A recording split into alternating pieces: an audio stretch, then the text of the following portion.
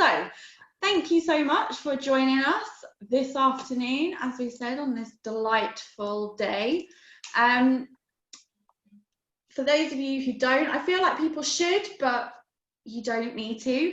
For those of you who don't know, my name's Kayleen. I recently joined the Norfolk Chamber of Commerce, looking after their virtual events. So I really hope you're enjoying the programme that we're putting on. I'm excited to let you know that we have recently launched our brand new recovery programme virtual events, which support businesses to restart, rebuild and renew. You can find all our full offering of events on our website. I'll put a link in the chat function, so feel free to view these after the webinar and book on any. They are completely free to attend. So you're thinking about getting started with Facebook advertising. 70% of the country's population can be targeted through Facebook, but how do you use it without spending a fortune and getting no return on investment? In this 60-minute webinar, Kathy Ennis, business mentor and trainer of Little Piggy, and Emma Goody, Managing Director of 24 Fingers, will share what you need to know about how to use the most powerful advertising platform on social media to get more business. You're welcome to ask them questions during the presentation. There'll also be a live Q&A afterwards, so please use the Q&A function when you have a question. So I was too busy talking to Kathy and Emma, so I have no idea now who to hand it over to, and I'm just going to be honest about it. So ladies, whoever's going to go, I'll take it from here. Thank you very much, Kayleen. We're too busy talking about going out to dinner, so yeah, that's definitely it. And I can say, Tessa, that's one of the reasons why I have cats, because I don't have to take them out for a walk. So that's another story. Yeah, I'm Kathy Ennis. My company is Little Piggy. I'm a business mentor and trainer, so I work with businesses, as I say, from startup to scale up, and my whole thing is about making sure that those businesses are not just operating on a passion point, but actually making sure that they make some profit so that they can support themselves, their families, and hopefully going forward our economy. So and I do that through looking at things like business planning and engagement marketing. So the idea of understanding who our customers are, what they want and how to get it to them. And that's where the lovely Emma and I join at the hip. And I'm going to pass over to Emma so she can say hi. Thanks, Kathy. So my name is Emma Good of 24 Fingers, social media agency. I'm not from Norfolk. I'm actually based in Essex, so I'm a bit further along the line. But as Kathy said, we work together really, really closely. Kathy comes at it from a business planning angle, and then I help companies get more out of their social media. Business owners tell us that they really want to see return on investment. They spend a lot of time and effort on social media, one of which is the Facebook ads route. And I hear a lot of people going, you know, I spent this, and I pressed the blue boost button, and I didn't get what I was expecting. So I'm really hoping that today's session will give you confidence. You try Facebook advertising, get the result you want, and understand the steps in between. Excellent. Thanks very much, Emma. I'm going to share my screen now, folks. So let's hope Zoom plays the game. So we'll go into here, and then I'm going to pull it back to the beginning because you don't want to see the end. Let's not give away the end before we see the beginning. So let's just go here. So one of the things that I want to say, because you can see the logo 24 degrees there. Both Emma and I have our own businesses, but when we work together, we work under the banner of 24 degrees. And if anybody wants to know why, we're more than happy to share that information with you. We're very excited about that joint project that we're doing. As I said, this is us. One of the things I want to say right here at the beginning before we get going is that we've got, well, basically less than an hour to cover something that I can tell you in terms of strategy. Yeah, I can think about it. In terms of hand-on doing, I would never touch Facebook ads personally as a hands-on doing it themselves person, because it can be quite a complicated process, and because Facebook has a tendency to make changes with no notice. You can come into the ads manager at one point and it looks one way, and you go in another day and it looks completely different. And I've spent more than an hour once trying to find a button that used to exist that doesn't exist anymore. So I will throw that in as a note of caution before we go forward. If you're thinking about doing it yourself, I would do a lot of testing and playing around with it before I really went into it as a thing for my business. So this is going to be a broad brush. We're going to concentrate on how you prep before you really start spending any money. We are going to look at the ads manager, but this is, we want you to really think about what Facebook ads are about and how to use them before we dive into what the ads manager looks like. Is that fair to say, Emma? Absolutely. So I'm going to pass over to you then for this bit about the Facebook usage. Thank you very much. So I'm sure there's a lot of Facebook users on this webinar today. And I just want to say, people that think Facebook is a dead platform, stagnating, is not actually. You can reach 71% of the country and 40 million people actually through the Facebook platform. And from my point of view, there's no cheaper or more cost-effective way of getting in front of ideal clients in your target audience than Facebook. And now, because they own Instagram and WhatsApp as well, it's a hugely, hugely powerful tool for any small business owner. 5 new profiles are created every second. So whereas before teenagers and younger people would be joining Facebook, it's changing. What we're seeing now is a shift to mums and dads, nans and granddads on Facebook. The youngies are going to Snapchat and Instagram and TikTok, if you will. But Facebook is, I would say, like that middle generation in the country. It's business owners, it's homeowners, it's lifestyle. In terms of who's using it, it's pretty much even split between men and women. Actually, it's not a female dominated platform like Pinterest is, for example. So if you're thinking, how do I target a broad section of my consumer audience, then Facebook will give you the kind of mass appeal. And like I said, age-wise, it's 35 pluses, it's parents, it's car owners, it's purchasers, and it's people with money to spend on your product or service. Yeah, and I think I'll throw into here as well, is in terms of the nature of Facebook changing. I think what's happened is that users of Facebook have grown up with it. So where it used to be a platform for, say, the 20-year-olds, because it's been around for so long now, those people have grown up with it and grown into it. And that's why it's not necessarily where the younger folk will hang out, but it is the place where people who are spending hang out. And I know that Emma and I have worked together with businesses of all types, everything from accountants, equity release, nutritional services, coaching, those kinds of things. And every single one of those types of business, their customers are somewhere here in Facebook.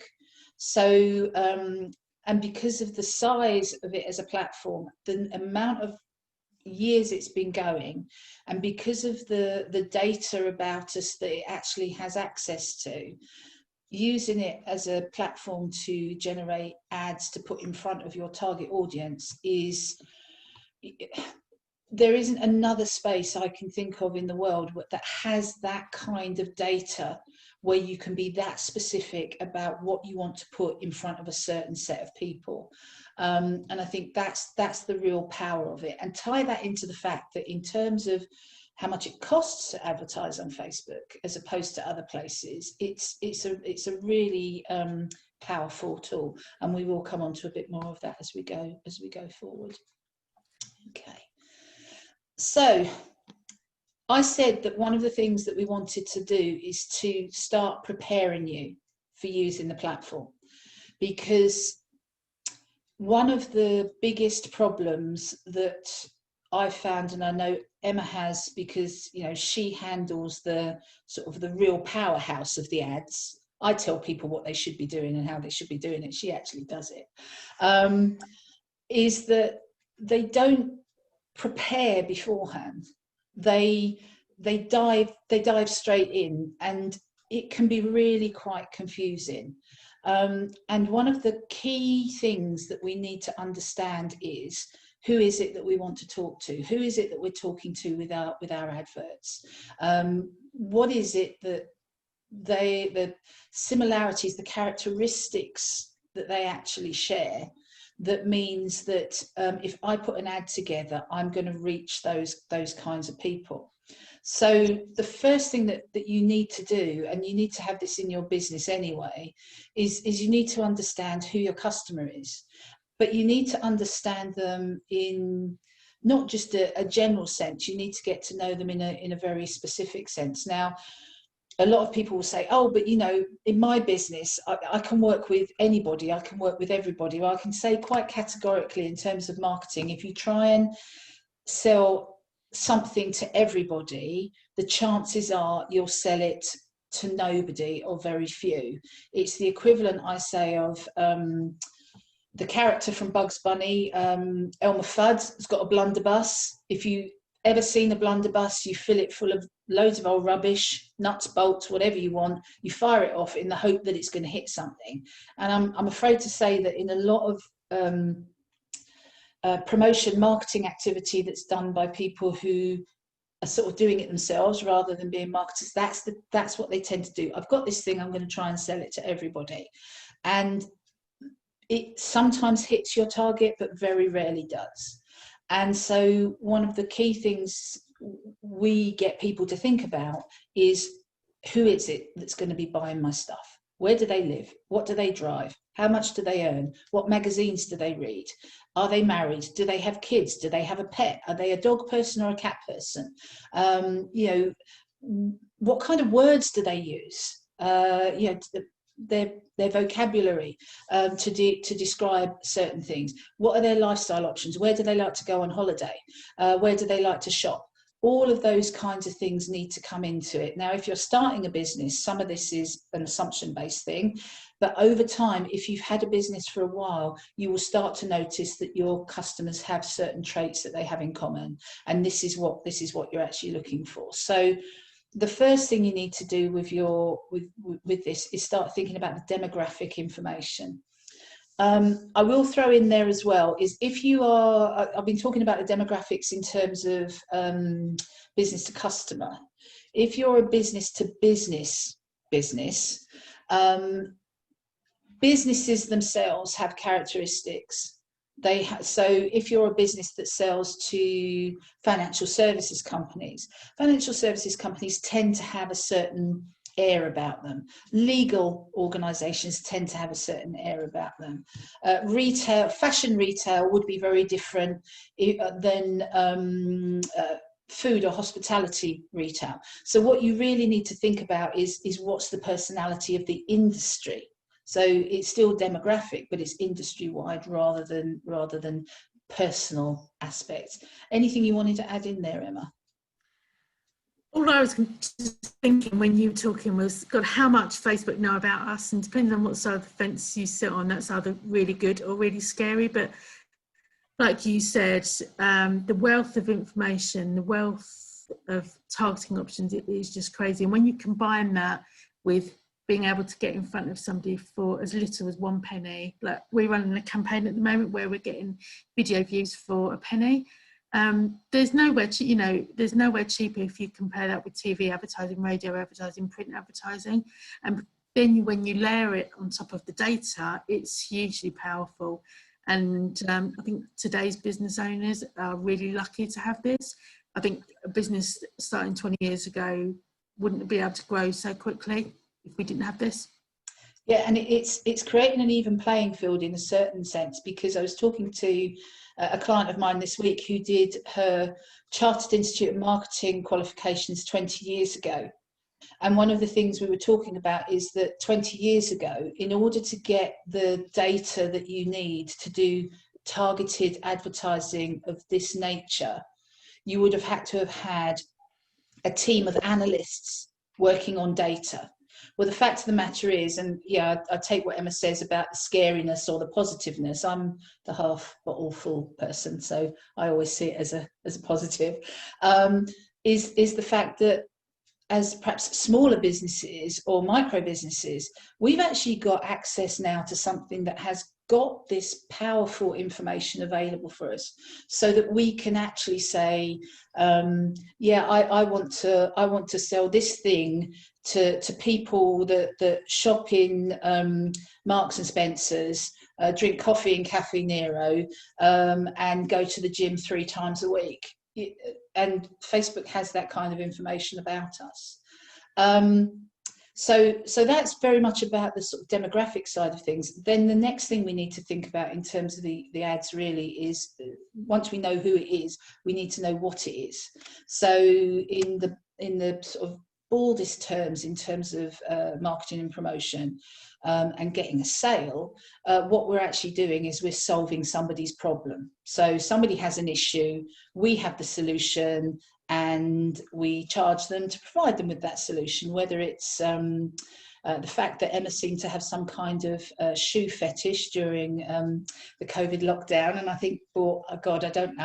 I think the number of shoes was in double, if not triple digits, to people that might, might be looking for a new home, people that might be looking to do some exercise, people who might be looking for, I don't know, a mediator because they're having marital problems. It can be absolutely anything. What is the issue that this person has got? How do I solve it for them? So when it comes to putting an ad together, these two things combined, understanding, if you're a person like this and you're struggling with this kind of issue, I'm the person that can help solve it for you, and this is the kind of way that I'm going to do it. And even if you take this out of Facebook advertising and put it into TV advertising, I was watching the telly the other night and there was an advert on for a car, and I don't know if you've ever noticed, but mainly in car adverts there's very few or no words.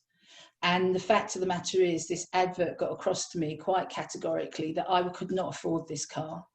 Although it was beautiful, the advert, it was so posh, and the music that they were using and the lighting that they were using, I was thinking, actually that car's probably worth about as much as my house. And this is part of what we're doing with our advertising. That was telling me I wasn't their customer as much as, I hate to say it, but Hyundai or Kia probably I would be. So we need to start with this when we're starting thinking about ads. Okay, anything else to add in there, Emma? No, I think you're 100% right, and what that does as well, it makes your budget go further. We're going to come on to budget and how to look at the ads manager. But if you do all of this, you've got such better chance of your ads A, converting and getting you the leads you want, but B, your budget going further and wider, as opposed to doing this kind of widespread targeting. I remember a client came to us once and said, I've been running these Facebook ads, it's not working, he was spending something like £400, £500 a month, not an inconsiderate amount of money. And when I went into the back end for him, when we picked up the account, the targeting was for the whole of the UK, and he was an Indian restaurant in Salisbury. So he was just spending money absolutely willy-nilly without realising, not getting the results he wants, and the only winner there was Facebook. So all of this pre-prep work will really pay dividends when you look at your final outcome and results. Absolutely. So I'll hand over to you for this. Thank you. So sometimes people say, can I just run an ad by myself? Why do I need a business page? You need a business account. Facebook needs to see that you're a real business with a proper credit card. They don't even like PayPal, really. They want to see a bona fide company on Facebook advertising through their business manager. That way that they know things are legit. And also it gives you access to all the wonderful insights, and we're going to be looking at what that can do for your business. Insights on Facebook are hugely powerful in terms of growing your business. Like I said before, because Facebook own Instagram and WhatsApp, you've got some really cool marketing stuff that you can do now. So you can ask people to book an appointment with you through Facebook, and they can message you via WhatsApp. Absolutely brilliant. You can do that on Messenger as well. So whatever device, whatever platform, whatever route of communication your consumer likes to talk to you in, Facebook have offered you a solution for that. It is great. Some of you will have used the blue boost button. I'm not the biggest fan, and we're going to be talking about why I don't like it, and we have this perennial debate. But with the boost, it's a very quick way of getting your message out there without having to do too much of the targeting. There are limitations, there are drawbacks and pros and cons, but the boost will give you an opportunity to boost one piece of content on your page or an event. So if you've got an event coming up and you think, actually, I want some event responses, you might press the blue boost button to do a quick thing. Personally, I wouldn't, because too many people click that they're going to events and you pay for that privilege. Whether they turn up is a whole different story, but we'll come on to that. Yeah, absolutely. They make it very easy to press the blue boost button, that's the problem. And sometimes it's pushed towards you. So any of you that are using Facebook, you've probably experienced where you've had a notification, but that notification is simply to say, oh, this post is reaching 95% more than people than your other posts. Why don't you just boost it a little bit? And you know, it's very easy just to hit that button and spend 10, 15, 20 pounds. But actually, you know, I think there is a place for boosting, but actually I think it's changing anyway, because Facebook is changing the platform. But I always thought there was a place for boosting, and I'll explain why in a moment. But if you're going to spend that amount of money, I'd rather you put that 20 quid towards a fully fledged advert, because it will get further and it will actually reach the people that you want it to reach. Okay, so this is boosts versus ads. So what's your opinion of boosts versus ads? Well, you can come at it from the counter angle, but for me, an ad will give you so many different ways of targeting that customer based on objective. So I can say, as a physical shop or restaurant, I can say, actually, I want people to come into my storefront. I want people to phone me. I want people to put something in the shopping basket on my e-commerce site. A boost does nothing of that. The boost will give you engagement. So it'll get people liking your post. It'll get people liking your page, and it will get people commenting. But it won't do any of the real kind of meaty stuff where you're getting somebody from your website onto a page, pressing purchase and paying for the cart. It's limited. The other reason why I don't like boosts as well is because once you start them, it's on or off. Whereas with an ad campaign, you can tweak. For example, if I know that the 40-year-olds are responding better to my ad than 20-year-olds, I can tweak that in Ads Manager. I can't do that on boosts. So for me, although it might seem complex and the kind of array of options is bigger, an ad will get you to where you want to be quicker. Absolutely. And I say that when boosts first became available, it was when ads were in their infancy, I suppose, and over the last couple of years they've come on in leaps and bounds. And actually, if any of you have seen on your business page the rollout of the new look Facebook platform, where in the left hand column it says create an ad or something to do with ads, it seems like they're merging ads and boosts together. But the original reason for having boosts was, as Emma said, where an ad is about targeting a very specific group of people to, say, buy something, sign up for something, engage with something. What a boost always was about was you've created some content that has been successful. You know, you might have put up a post and it's had 100 comments and it's been liked by 1,000 people. So what you could do is boost that piece of content so that it got in front of another 10,000 people to up the number of comments, up the number of likes. So boosts were always about the content that you'd already created and about getting more eyes on it. So in a sense, yeah, it is an ad, but it's not really, because what you're paying for with a boost is actually just to push your content in front of other people. Whereas what an ad is about is take action on this. This is something we either want you to sign up for, download, buy, visit, those kinds of things. So that's very much the difference between the two things. And I think that what we're starting to see really is that boosts are starting to be phased out. because I don't think they've been as successful, or there's a new iteration of Facebook. So that seems to be the thing that's happening with those. Okay. So, do you want to pick up on the pixel? Yeah, thank you. I'd be really interested to know actually in chat how many of you have got a Facebook pixel, and how many of you got it on your website. It's a fantastic tool. What it does, it allows Facebook to collect data on your website visitors. And what that does is the next time you set up an ad in Facebook, you can actually choose to target those people that have been to your website. It allows you to target people on what they've searched for on your website. So, for example, if on my website I've got pages around social media training, I can then show the people that have been to that particular page on my website something on Facebook that talks about social media training, because I know that they've got an affinity to that and that they're interested in it. If you was a product-based company and you had a particular product that somebody had been searching for on browsing, but they hadn't gone into purchase mode, the next time they went onto Facebook, you could show them that particular product. Really, really clever, but you do need to have the pixel on your website. It literally takes about 2 minutes. Do it yourself or ask your web developer to do it. It's not a complex thing, but it's worth its weight in gold. Absolutely. And I'll give you a classic example of where me as a consumer saw this very much in action. I was looking for a Pilates class a couple of years ago. I wanted to start doing Pilates as a form of exercise. And I did the classic Google search of Pilates near me. And I found out that actually there was a Pilates studio, it was literally around the corner, but you know, they hadn't done enough signage so I'd seen it, but I saw it was around the corner. I went to their website, had a bit of a mooch round, saw what they did, etc. And then I thought, oh, as we always do, I'll come back to that later.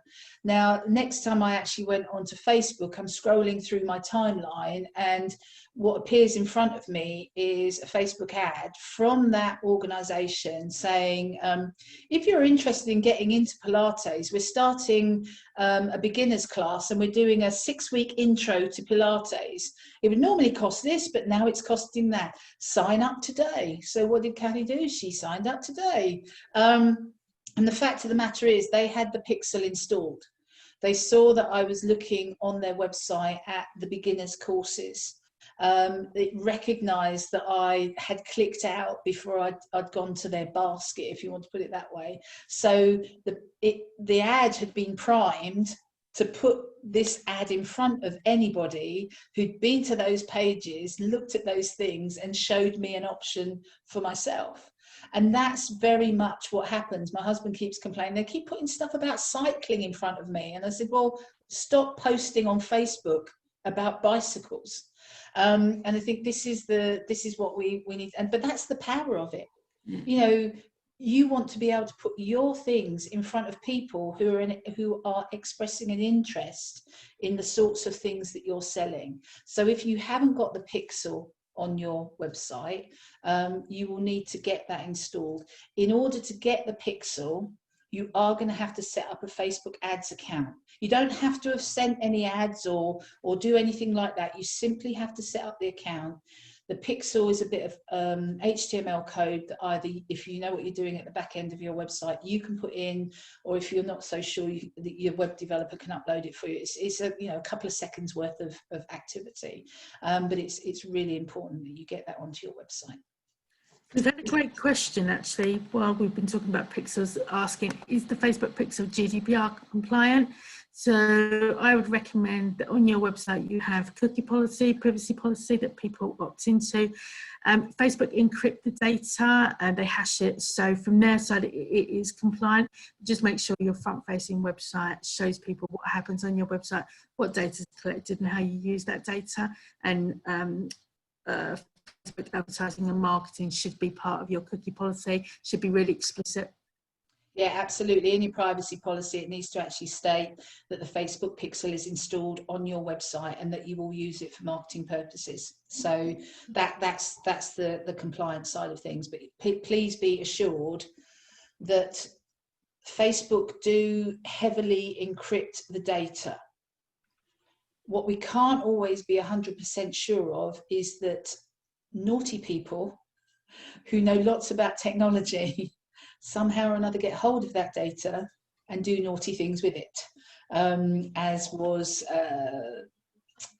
put forward a few years ago when we had quite a big case about using Facebook for advertising. So, you know, Facebook are doing everything they can. If somebody else wants to break the law, they do. But your important thing is your cookie policy and your privacy policy, and they need to be front and center on your website anyway. Okay. Right. So, are you ready for this, Emma? If I pop over to the ads manager now, you're going to have to walk me around, girl, because because you know what I'm like. So I'm just gonna escape out of there and come over to here. Can you see that, or do I need to stop sharing and reshare? Yeah, reshare if that's okay. And I don't want anyone to be scared by what this looks like, because once you know your way around, it isn't that scary, but at first glance, it's like, whoa, brilliant. Thank you, Kathy. So, Kathy, if you can press create for me, or I take over your screen. Can you take over my screen? Yeah. There we go. I'd much rather you do it because you know where you're going. So we've got so many different options on this ads manager based on what we want to do. But I wanted to talk about what your first decision should be, and this is going to really determine the success or the failure of your ad campaign. Get this bit right, and you have done half the job, as it were. Get this wrong, and with the best will in the world, your campaign won't work. And I just want to talk about why. So when you do the ads manager, it's going to ask you what kind of campaign you want to create. And we've got 3, 6, 9. We've got 11 choices. And when we look at the boost that we mentioned earlier, the only thing we can do in boost is around engagement. When we come onto an ad campaign, we can just do so much more. So I'm going to be talking about differences on these 11 options and why you might use one over the other. So on my left-hand side, I've got awareness, and in the know, like and trust pillars of marketing, this would be our know column. This would be getting people to understand who we are, what our name is, where we are, and what we do. So brand awareness and reach, it does what it says on the tin. It reaches people that we think might be interested in buying from us. And then there's 2 different ways we can get people to know what we do. We can basically show them an ad that explains how we can help, brand awareness, or if we use the reach objective, we can limit the amount of times people see that ad. The difference between the 2 is purely that. Really, there's not much difference at all. The only difference is about frequency. So if you chose brand awareness, you could get your ads in front of 20,000, 1 million of your ideal customers. But with reach, it says, show my ad once every 7 days to my ideal customers. The issue, if you didn't press reach and just went brand awareness, is somebody could be seeing the same ad over and over again, and that's what we call frequency. And I've got actually a glossary that I'm going to share with the attendees later, and it'll break all these words down into normal language, because Facebook do have a tendency to make things really confusing when they don't need to. But in essence, brand awareness is getting eyeballs on your stuff, and reach is making sure people see it, but at a frequency that you determine. And I'd recommend seeing the same ad once every 7 days, because you don't want to be that brand that constantly is in your face and constantly chasing someone around Facebook. Don't be that person. So brand awareness and reach, about getting you in front of a new audience that don't know you already. The middle column, this is our like factor, out of know, like and trust. And this is getting people to take an action, like Kathy mentioned before. And within this column, there's 6 different ways that we can get people to do stuff with our brand. We can get traffic to our website. So really simply, we do an ad and say, do you want to buy this pair of shoes? And as Kathy said, I've gone a bit shoe mad during lockdown. I never was this person, and I don't know what's happened to me, because I can't go out, and I'm not going out. I'm not doing anything apart from sitting on Zoom all day. But I've literally bought about 20 pairs of stilettos, and I don't even wear stilettos.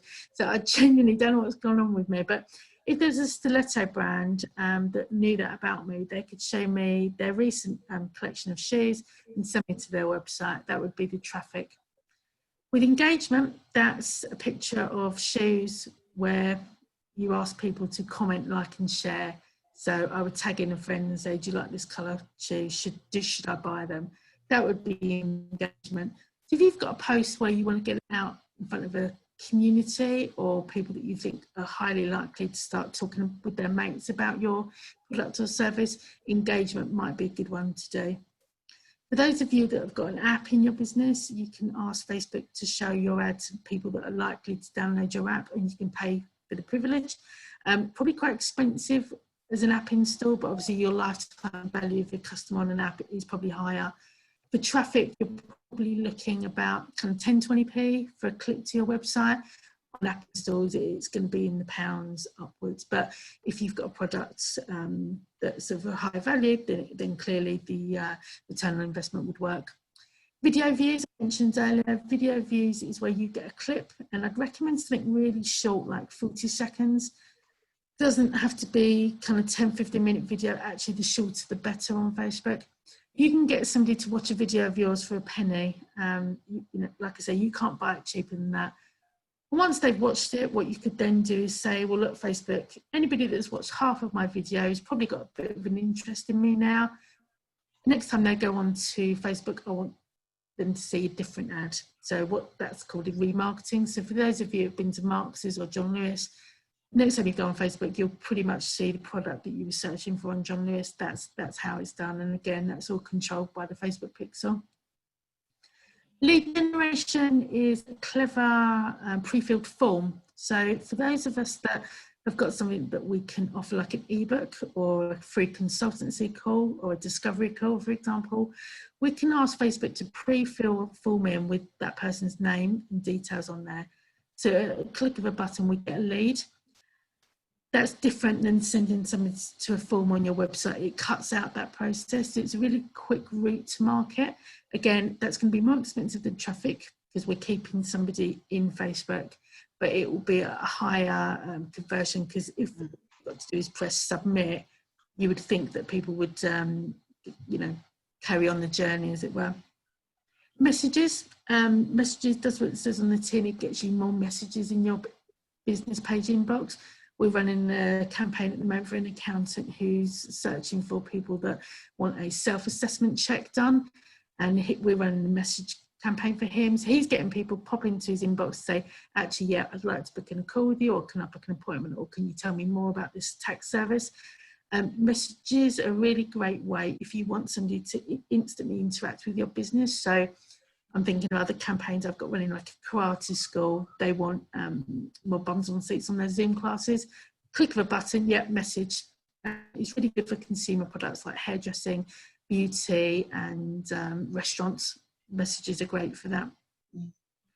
On the right-hand side, we've got conversion. So this is the trust factor out of know, like, and trust. And this is for people that know you, that like you, that know a bit about what you do. You've built up enough credibility for them to put their hands in their pocket.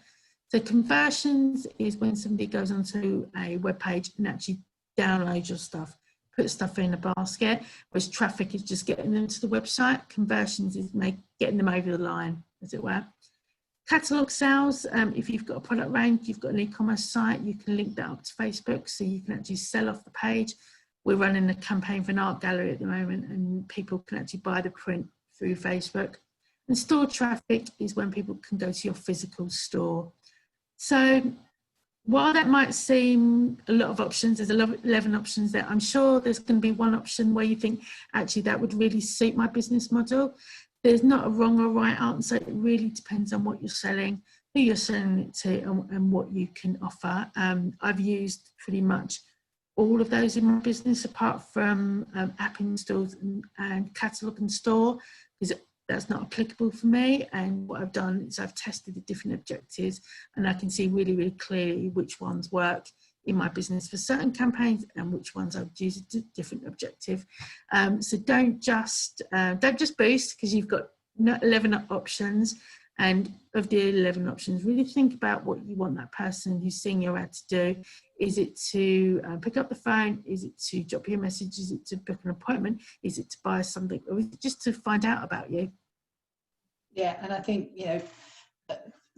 it might seem really confusing, but actually if you go at it in a logical process, who is it I want to get in front of?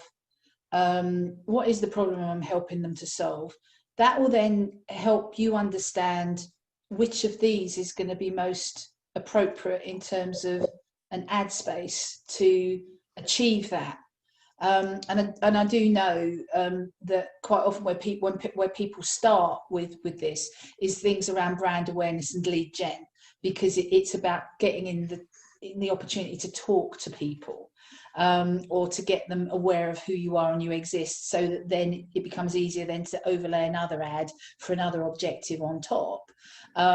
So you know, it's about that prep. I mean, Emma and I are running an actual course in a couple of weeks' time on how to develop your avatar, your customer profile for ads, because it is that process leading up to it. Facebook actually take you through a process to do the ad, but it's making these decisions up front and choosing the right place to go means that the process you go through with Facebook is the doddle bit. You know, it's the bit that is the easy. It's getting past this stage is the bit that you need to do all the prep for. And most importantly, and we're going to be talking about this on our workshop when we look at Facebook ads next week, we need to be able to measure the result. We need to understand how much we're willing to spend on this stuff. So if, for example, I'm just trying to think of a campaign I've got running today. So I've got a virtual tour for school running at the moment. And when I looked and did the analysis, it was showing me that it would cost about £5 to get somebody to send a message into the school about the virtual tour. The virtual tour's free. So on the face of it, you might think, well, why would I want to spend £5 if the event's free? But the lifetime value of a parent and a child at that school is huge. So £5 is definitely, you know, a drop in the ocean in terms of conversion rates. So we need to think about what's that worth. In terms of my business, I've got lots of free ebooks that I offer.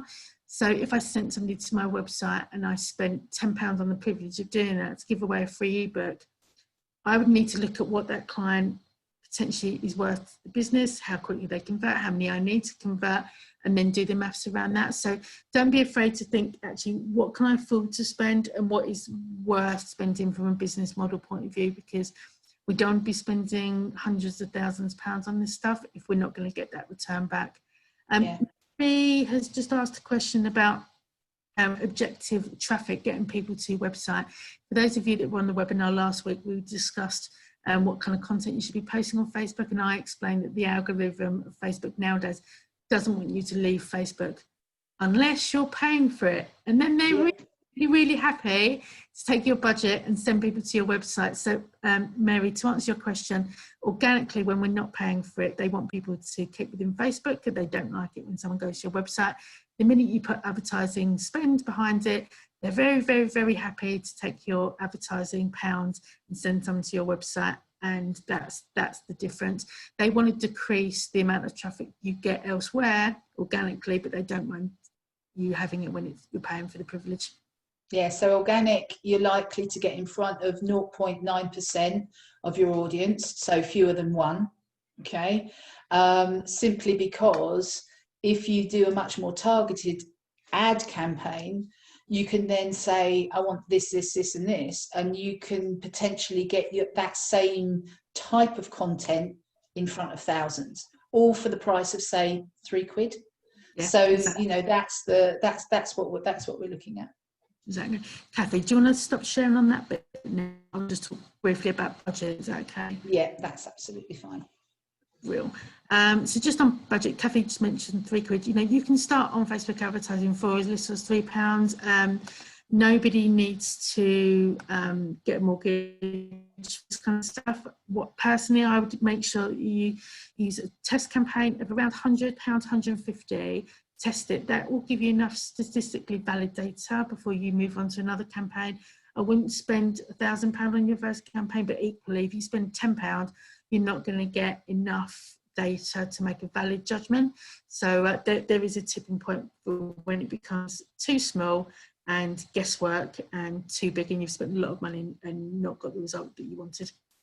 Yeah, so that £150 doesn't have to be just once, one day or 1 week. That 150 can be spent across a month, you know, so, or even if you want it over 2 months, but probably a month is better, because that means that you would compress the data into a much smaller amount of time, which means that you can use it more effectively in terms of planning what goes on next. So, you know, if you wanted to start now testing the water with some ads because you've got something coming up that you might be selling more around Christmas time or into the new year, maybe spending 150 quid on ads during October would give you the data so that your ad campaign through November, December and January would be much more effective. You took the words out of my mouth, Kathy. Kathy and I have got a class coming up that starts in October around planning for Christmas, because we know a lot of, especially at the moment, a lot of companies are going to need to be able to get their products in front of people at Christmas. And like we said, there's no cheaper way of doing it than Facebook and Instagram. But a wee bit. Like you say, you don't want to be waiting till November the 29th before you test this stuff. Do some tests. Yeah, not like the husband who came to buy a Christmas present from me once for his wife at 6:10 on Christmas Eve. So that's who we don't want to be. Most definitely. I have to say that I have done that at a BP garage. Yeah, I'm sorry, I have done that. I've been that person. Another great question here: is it mandatory to have a minimum budget or a set amount to advertise with? So what we need to look at is our target audience and how big that is. If you've got a really niche audience, your budget will go further. If you've got a huge audience or potentially a huge audience, your budget's going to be determined by how many of them you want to reach. So if you've got like 100,000, 200,000, 300,000, potentially your £3 is not going to reach that many of them. So we need to look at what's achievable for you, but also what the potential is, and then make a judgment call, especially on the month one on the test campaign. There is a point where some audiences are so small that Facebook won't serve your ads.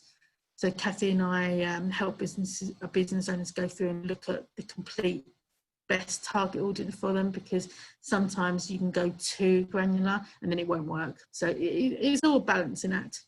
Yeah, and there are, you know, they attempt to give you as much help and advice as they possibly can with this. But my big proviso on all of this is the fact that if you don't fully understand marketing and promotion, if you don't fully understand this process, it's probably better to speak to somebody who does. And can I just hold my hands up here? Just because somebody knows how to post a post on Facebook, it doesn't mean that they know how to use it. I had that said to me this week by a business owner who said, oh no, I don't need any of that. We've just hired an admin assistant. She's young. She knows how to use Facebook. No, so if you're not 100%, it's much better to talk to somebody who does. It doesn't necessarily mean that you need to pay that person to do it, but you might want to invest, say, in getting a little bit of training from them so that you can do it yourself going forward. So, you know, it's simply looking slightly complicated. The more you do it, the better you'll become at it. But if you just sort of play at it a little bit, it can be quite hard. But as I say, if you haven't done those basic things, what am I selling? Who am I selling it to? What do I want them to do when I tell them, you know, when I put the ad together, and how much am I prepared to spend on it? If you haven't done those basic things, the ad that you put together is not going to work. Okay. I just want to share my screen again, just onto the Prezi, because I think that if I just go into here, because those were the main things that we wanted to cover in terms of understanding who your customers are, what their problems are, and making sure that, you know, the basic thing that you understand how to determine what outcome you want. You know, is it brand awareness? Is it conversion? Is it sale? You need to understand those things. That's actually really quite crucial. But we wanted to leave a little bit of time at the end to do some more questions. But just to let you know that we've got a few things coming up over the next few weeks. So Emma has set up a series of for want of a better word, networking sessions through Facebook. They're called Facebook Conversations.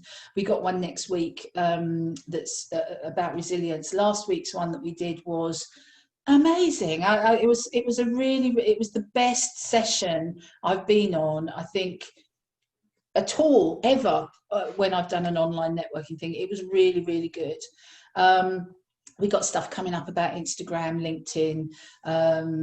Then, as I said, we've got the Facebook one and stuff on Pinterest and how to create a lead magnet. Brilliant thing for brand awareness, brilliant thing for lead generation. So we've got those things coming up in the next few weeks. And I know Kayleen sent these slides out, so you'll have access to that information.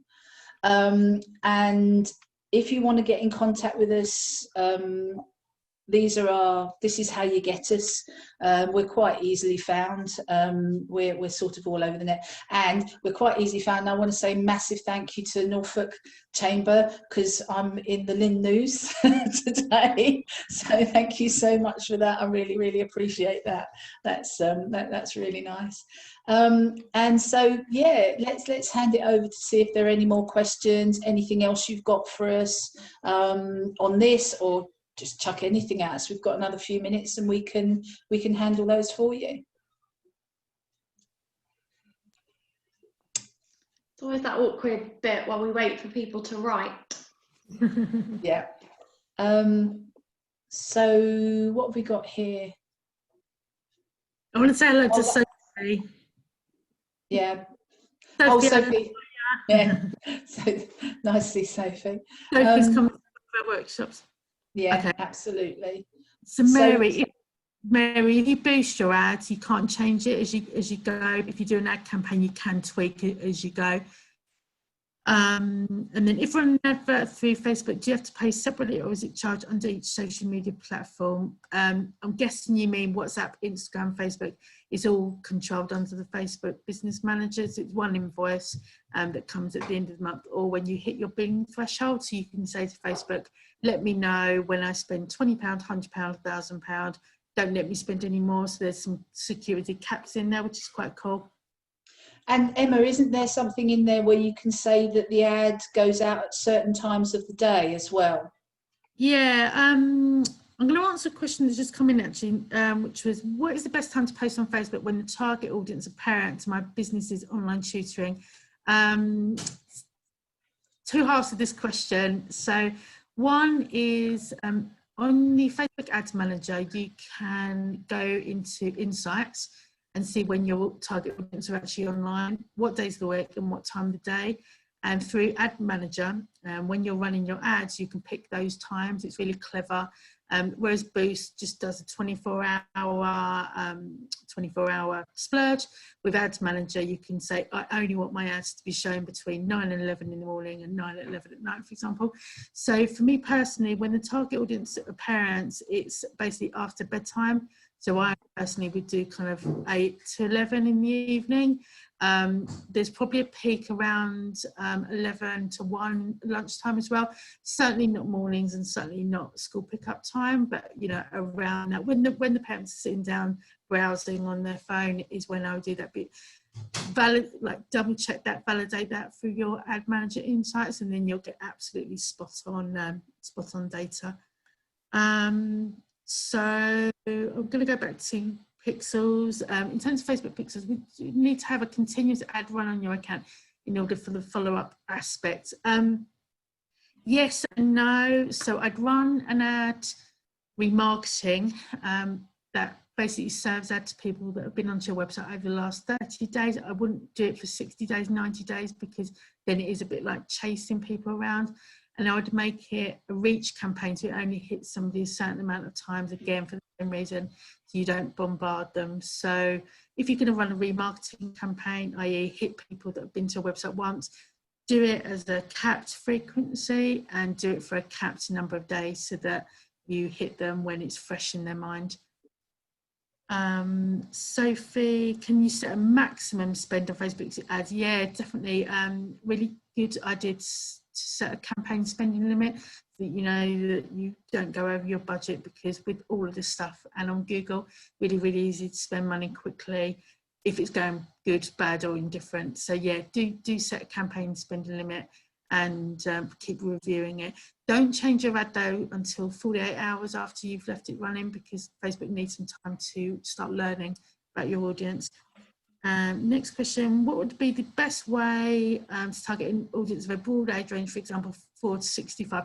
So you can only go down to 13 from memory on Facebook, 13 to 65, because that's the user base. That's going to give you a massively broad audience. So to make sure that you've got the budget to hit as many people as possible, I'd add in demographic and interests, because otherwise you could be targeting like the whole population. So we need to add in some stuff so that your money is wisely spent. Happy to chat on that further after the session if you need any help on that. And would visual marketing be a quick way to engage your audience? So I think the question is what type of visual you would use. And for me, the quickest way nowadays to engage any audience would be video, and even better if you can subtitle your video. That is the quickest, most thumb-stopping way of getting any content out there nowadays. Your plain text post can be lost. Your post with somebody's face on that was quite popular 2 years ago, that's kind of decreasing now. It's all about video, subtitled video. Yeah, absolutely. What a video-based post generally gets 650% more interaction than a flat post anyway. People are watching video, they're consuming video. I found a stat earlier this year that said there's 30 years worth of time of video consumed every day on different platforms and different places. So people are loving it, but what they're loving is they're loving short, sweet, to the point, and they're also loving watching video where they don't have to have the sound on. So that's why subtitling is really important. They're also watching video of perhaps with products and things like that is like still images that are turned into things like video, so that you still get that moving nature of stuff. So I think it's more to do with the nature of a moving image rather than necessarily it just be somebody doing a talking heads. Another quick question. My organisation has used video ads in the past, but these have had low views after 3 seconds. What would you recommend to boost this? So for me, I'd look at what the first few opening seconds were. Was it subtitled? What was the first sentence? And then I'd run some tests on that in order to keep people engaged. And Facebook have got a really cool insight feature that will show you where people drop off in your video. Is it 3 seconds? Is it 10 seconds? Is it all the way through? For me, sounds and subtitles is the biggest thing on Facebook, because so many people watch videos on Facebook without realising they have to click the button. So if they can't read it and they can't hear it, they'll sit there and watch it, or they'll quit off. And yeah, so in your post, maybe put tap to hear sound or subtitle it, and then you've got a better chance of I'd definitely subtitle whatever. And just a wee thing on this, because I had to get back to somebody about this the other day, is that they had subtitled, but they'd justified the subtitles to the right-hand side of the video. Now, the problem there then is that the volume button and the little thing sits on the right-hand side. So you couldn't see what the subtitles were saying because they were sitting behind that button.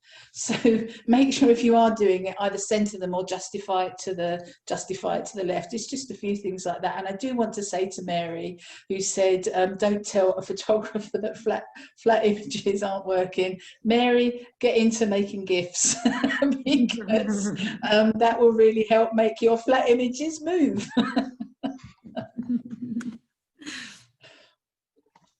Right, so have we got? I think that was the last question, wasn't it? So.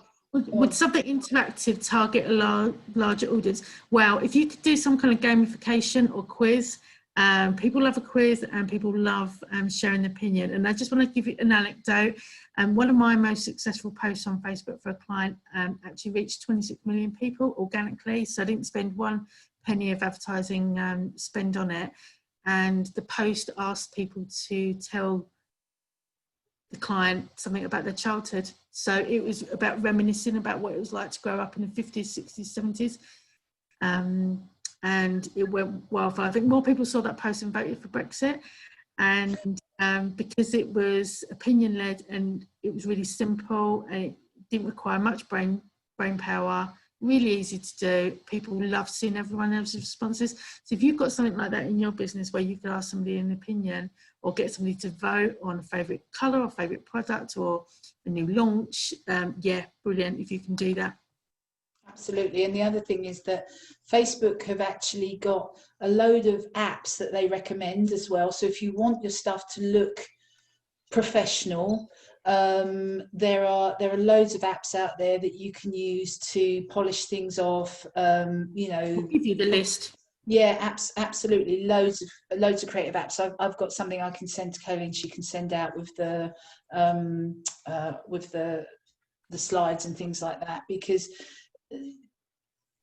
you want them to look as good as you possibly can, because you still will be up against people who've got bigger budgets than you. So you know, you want to make them look as good as you can. Right. So I think that's everything today. So we hope that was okay. We hope we haven't scared the living daylights out of you on a Friday afternoon, particularly, as I keep saying, it seems like Armageddon outside. I'm expecting the 4 horsemen to come trotting past any minute. So we really hope that you found that useful. Do get in contact with us if you've got any questions. I know that we're going to talk to Kayleen perhaps about doing some more bits and pieces for you over time. So you know, hopefully we'll see some of you then. Perfect. Thank you so much. Sorry for slightly overrunning, but hey, it's Friday afternoon and hopefully you're all shutting up shop after this. So just to confirm, I'll email you Monday morning with a copy of the presentations and any useful links, this app list, anything that Kathy and Emma have mentioned, I'll include it in the email. So I guess it's just say thank you so much for joining us. I hope you have a lovely weekend and this awful weather gets better. Emma and Kathy, I don't know if you just want to say a final farewell. Yeah, I just want to say, you know, thanks for having us. We're really pleased to be here. Nice to know some of the people on the call, which is really good. And don't be strangers. Come and find us and come and engage with us. Thank you so much. And as Kathy says, hopefully we'll see you soon. See you later. Bye.